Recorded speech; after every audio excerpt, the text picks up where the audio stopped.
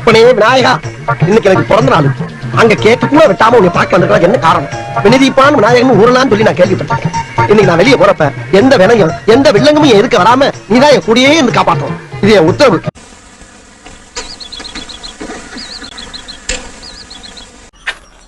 ராக்கம்மா கைய தட்டு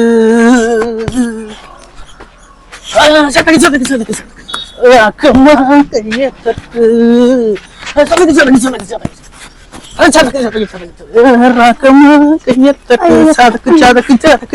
ஆளை பார்த்தா டம்மி பீஸா இருக்க, பயங்கரமான ஆளா இருக்கேடா.